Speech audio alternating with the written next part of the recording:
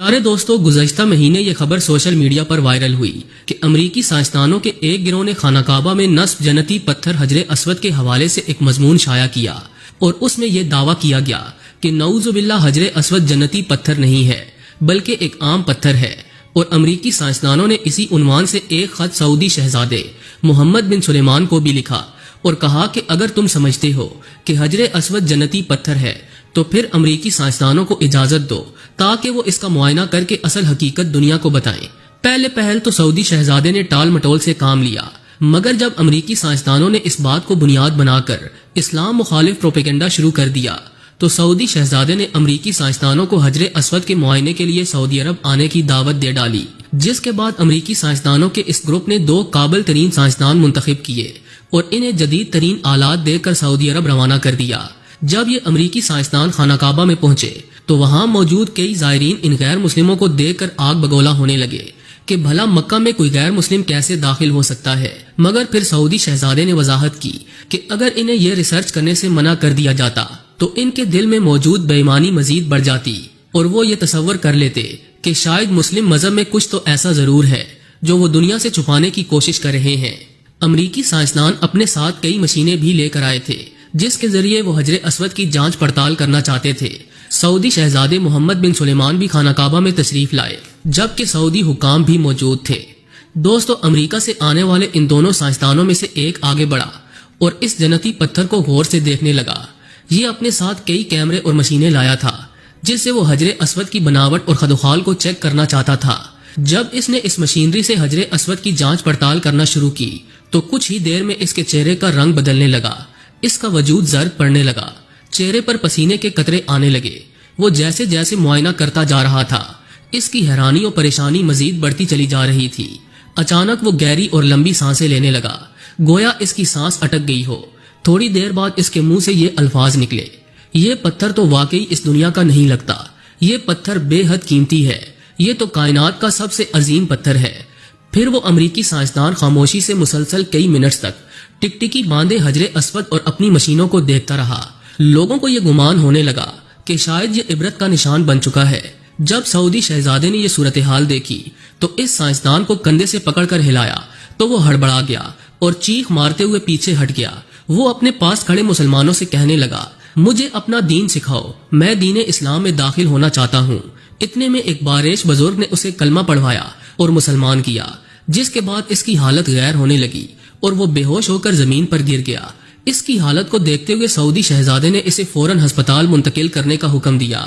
2 ہفتوں تک وہ امریکی سائنسدان ہسپتال میں بے ہوش پڑا رہا۔ جب ہوش میں آیا تو اسے باقاعدہ اذان سنائی گئی اور قرآن مجید کی تلاوت سنائی گئی تو وہ روتے ہوئے کہنے لگا کہ میں تو حجر اسود کو کوئی عام پتھر سمجھتا تھا، مگر جب میں نے اس کو غور سے دیکھا تو میں اس میں یوں کھو گیا کہ جیسے میں دنیا سے بیگانہ ہو چکا ہوں۔ اس پتھر میں مجھے پوری کائنات نظر آ رہی تھی، جو راز اس پتھر میں موجود ہیں اگر میں وہ کھوجنا شروع کر دوں تو شاید کئی سال گزر جائیں، مگر پھر بھی میں اس پتھر کی بناوٹ کو نہ سمجھ سکوں گا۔ مجھے تو یہ پتھر پوری کائنات سے بھی زیادہ وزنی معلوم ہو رہا ہے۔ یہ پتھر جس نے بنایا یقیناً وہ خدا ہی کی ذات ہے۔ دوستو، اتنا کہہ کر وہ امریکی سائنسدان رونے لگا اور کہنے لگا مجھے اسلام کے بارے میں مکمل معلومات دی جائے۔ پھر اس نے ایک رپورٹ تیار کر کے امریکہ میں اپنے ساتھی سائنسدانوں کو بھیجی اور بتایا کہ حجر اسود دراصل جنتی پتھر ہے اور یہ جنت سے ہی زمین پر اتارا گیا، یہ کوئی عام پتھر نہیں، میری ریسرچ نے مجھے مسلمان بنا دیا۔ امریکی سائنسدانوں نے جب یہ رپورٹ پڑھی تو وہ بھی حیران رہ گئے کہ ہم جسے جھوٹا اور غلط ثابت کرنے جا رہے تھے اسی پتھر کی وجہ سے ہمارے ساتھی نے دین اسلام قبول کر لیا۔ سبحان اللہ۔ دوستو، بلا شبہ حجر اسود جنت کے یاقوتوں میں سے ایک یاقوت ہے جسے حضرت آدم علیہ السلام اپنے ساتھ جنت سے لائے تھے اور تعمیر بیت اللہ کے وقت ایک گوشے میں نصب فرمایا تھا۔ نبی اکرم صلی اللہ علیہ وآلہ وسلم نے ارشاد فرمایا، جس وقت حجر اسود جنت سے اترا تو وہ دودھ سے زیادہ سفید تھا، پھر آدمیوں کے گناہوں نے اسے سیاہ کر دیا۔ ترمذی شریف کی ایک اور روایت میں ہے کہ حجر اسود اور مقام ابراہیم جنت کے یاقوتوں میں سے 2 یاقوت ہیں۔ اللہ تعالیٰ ان کی روشنی کو ختم نہ فرماتا تو یہ پوری زمین و آسمان کو روشن کر دیتے۔ طوفان نوح علیہ السلام میں آدم علیہ السلام کا تعمیر کردہ بیت اللہ آسمانوں پر اٹھا لیا گیا تھا۔ فرشتوں نے اس وقت اس متبرک پتھر کو ابی کیس نامی پہاڑ کے اندر امانت کے طور پر رکھ دیا۔ پھر تعمیر ابراہیمی کے وقت حضرت جبرائیل علیہ السلام نے اللہ تعالیٰ کے حکم سے یہ مبارک پتھر جبل ابی قیس سے اٹھا کر حضرت ابراہیم علیہ السلام کی خدمت میں پیش کیا۔ اس طرح اسے پھر اسی جگہ کی زینت بنا دیا گیا جہاں یہ پہلے رونق افروز تھا۔